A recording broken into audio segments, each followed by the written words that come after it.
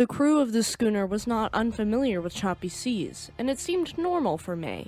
They worked on, sailing back from the Caribbean toward Baltimore, Maryland.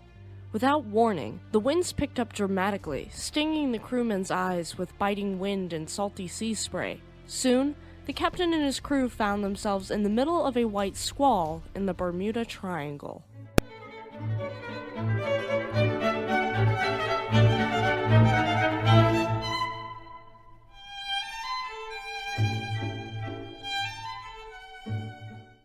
Welcome to Shipwreck Sunday. My name is Eleanor. Just a quick disclaimer for a younger audience before we dive in. This story may be disturbing to some, so viewer discretion is advised. Okay everyone, let's get into it. Today is a first for us here on Shipwreck Sunday. Normally, I tend to steer clear of conspiracies, but today we are diving in with both feet.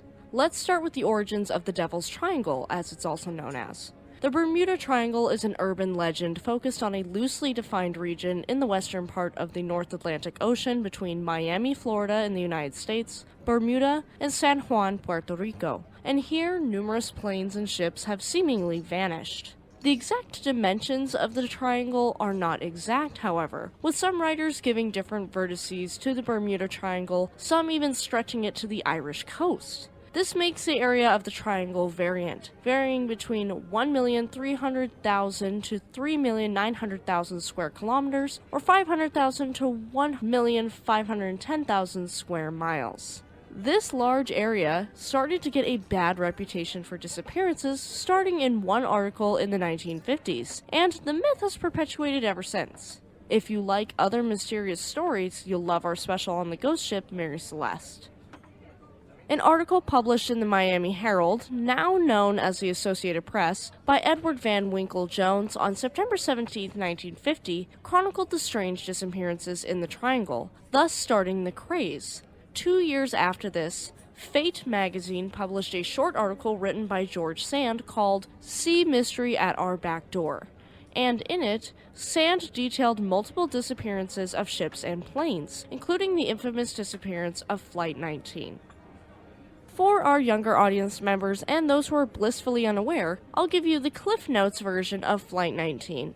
Flight 19 was a training flight of 5 TBM Avenger torpedo bombers that were flying over the Bermuda Triangle on December 5, 1945, when mysteriously they disappeared, with not hide nor hair of the fleet being seen since. After the disappearance of the planes, one of the search and rescue aircraft also went missing, adding to the uproar surrounding the missing squadron. There were odd communications from the flight leader, with one of his final statements being, quote, "We are entering white water. Nothing seems right. We don't know where we are. The water is green, no white." Though this seems ominous, the Navy chopped it up to be due to navigational error, leading the aircraft to run out of fuel and eventually crashing into the ocean, where the squadron was lost, presumably outside of the Triangle's borders. There's a lot more to that story that is strange and unexplainable, but that is the abbreviated version and the official explanation given. We're going to go over a couple more notable incidents, and then we'll dive into hypothetical explanations for the disappearances. One of these disappearances is of HMS Atalanta, a Royal Navy sail training ship that set sail from the Royal Naval Dockyard in Bermuda for Falmouth, England on January 31, 1880, but she never made it.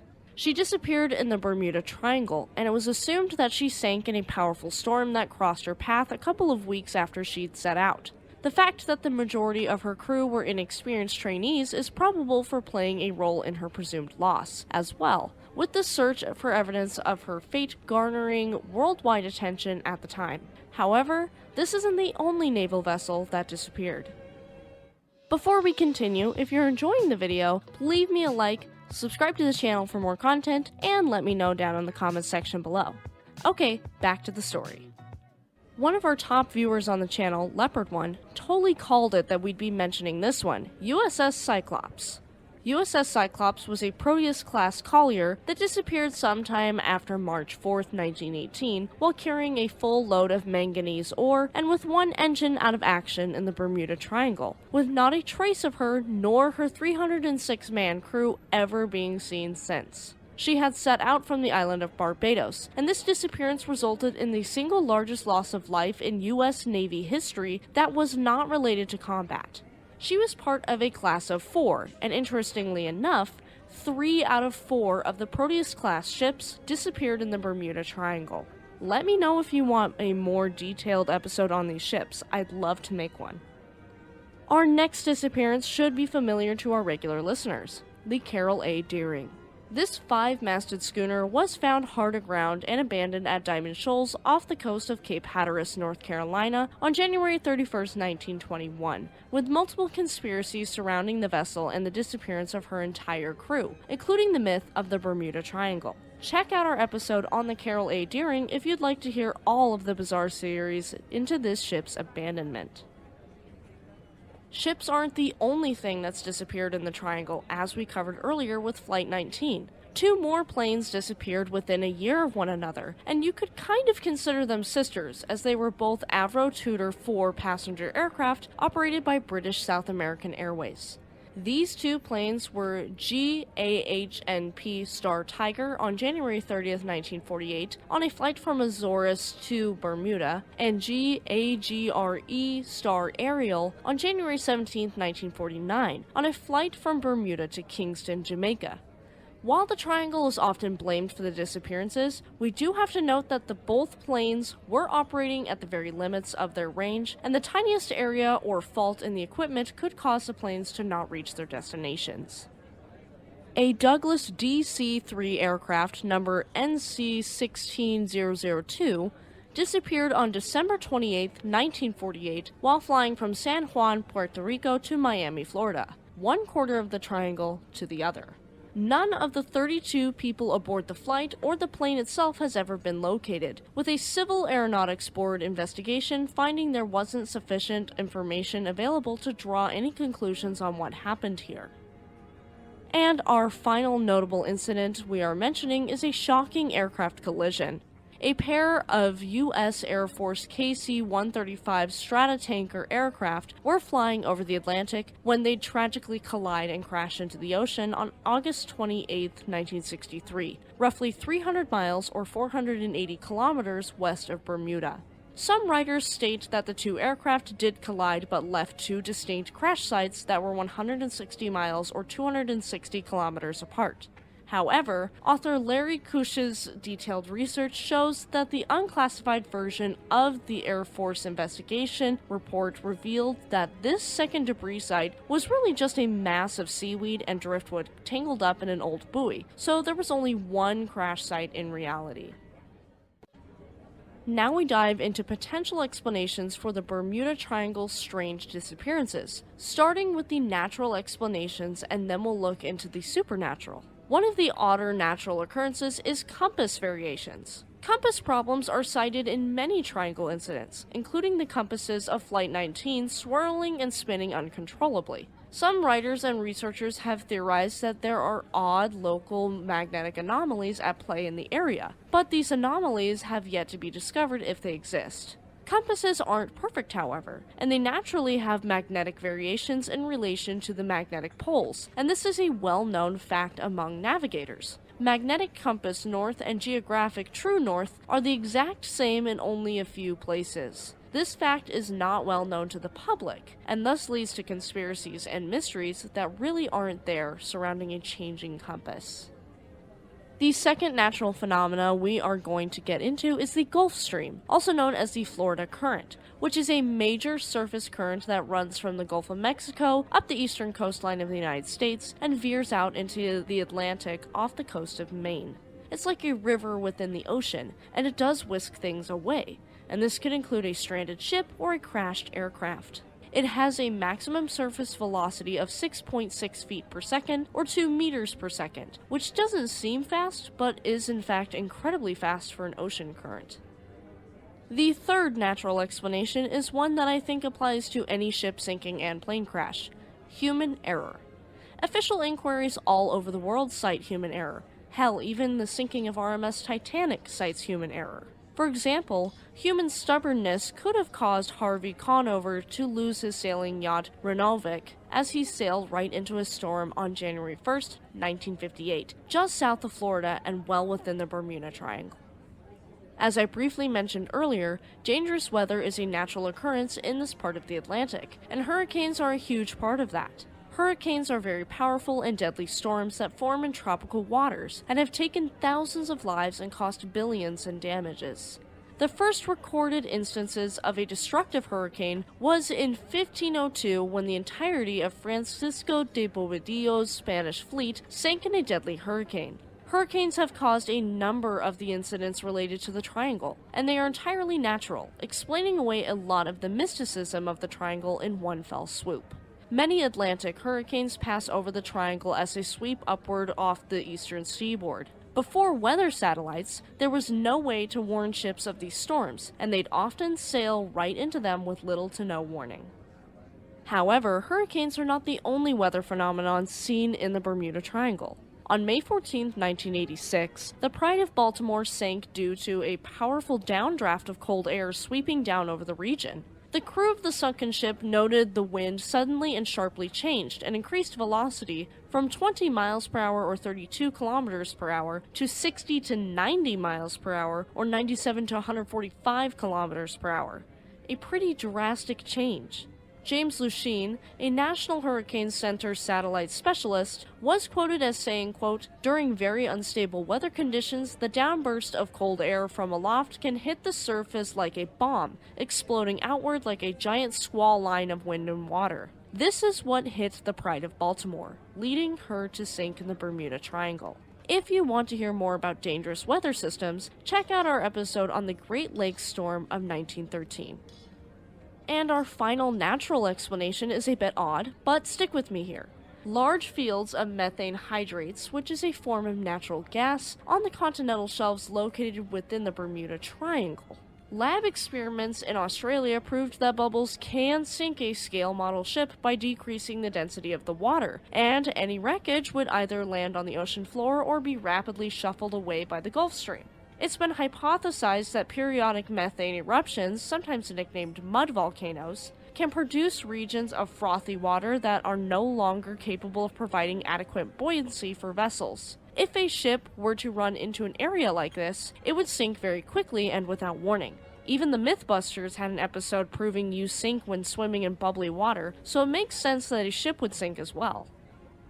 This hypothesis is supported by the publications released by the United States Coast Guard detailing large stores of undersea hydrates throughout the world, including the Blake Ridge area off the coast of the southeastern United States. However, the Coast Guard believes that no such release of gas hydrates has occurred in the Bermuda Triangle within the last 15,000 years, but I'd take this with a grain of salt still, despite the fairly reputable source. We have come to our paranormal explanations, and just to be clear, these are not being presented to mock the deaths of those lost in the Triangle, but just to be transparent with all aspects of the Bermuda Triangle urban legend.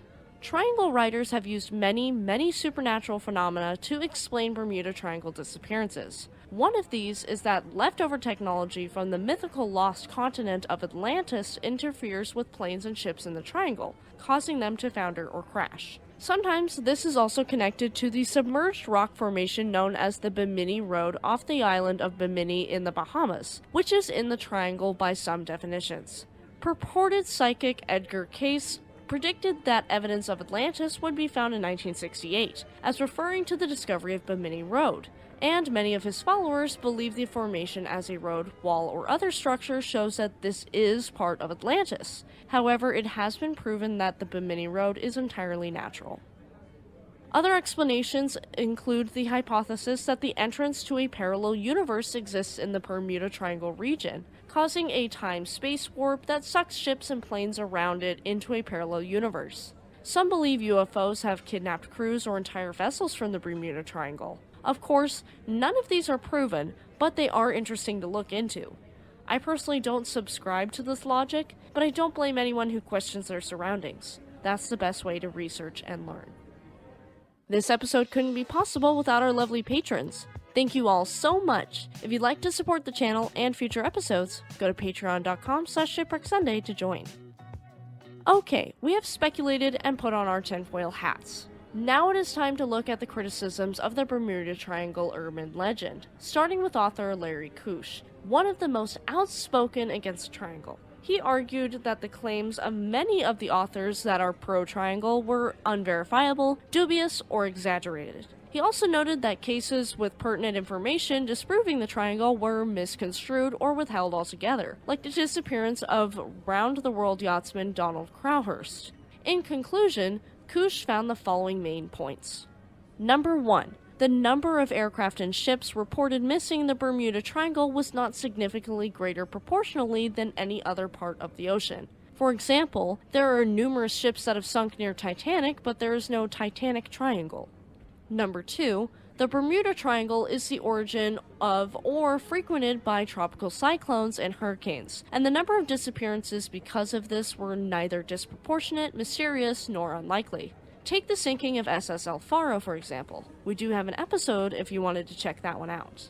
Number 3. Many authors fail to mention these storms or even misrepresent disappearances as though they happened on calm seas, when in fact there are meteorological records stating there was a storm in that area. Number 4. Sloppy research has led to exaggerated or inflated numbers and blatant lies. For example, a ship might have disappeared in the storm, and that was reported, but its eventual return to port never hit the media. Number 5. In some cases, disappearances were reported that never actually happened. For example, a plane crash alleged to have happened in 1937 off Daytona Beach, Florida, in front of hundreds of witnesses, but it's never been corroborated. Number 6. Finally, the legend of the Bermuda Triangle is created by humans rather than by Mother Nature herself, being sensationalized by numerous writers over the years, and the story being twisted with faulty reasoning, misconceptions, and flimsy storytelling. Cush isn't the only skeptic of the triangle, however. Even the famous marine insurance market Lloyd's of London clapped back when they were asked about whether or not they charge higher rates to go through this area, and if there were a larger number of sinkings in this area. To both questions, the answer was no. Records obtained from the United States Coast Guard corroborates their claims, with the numbers even showing that the disappearances in this area are pretty puny in comparison to the number of ships and planes that pass through this area. The United States Coast Guard is also officially skeptical of the Bermuda Triangle, showing through their inquiries the evidence and documentation that directly disproves and contradicts triangle writers' claims. Skeptical researchers also have pushed back against the myth of the triangle, noting how profitable and popular mysterious and the paranormal can be. I mean, look at the triangle. This myth is well known and popular throughout the world. So much so that you could mention it to any Tom, Dick, and Harry on the street, and they'd know what you're talking about and have an opinion on it. In conclusion, I think there are a small amount of instances within the Bermuda Triangle that are difficult to explain. Not necessarily unexplainable, but difficult to decipher.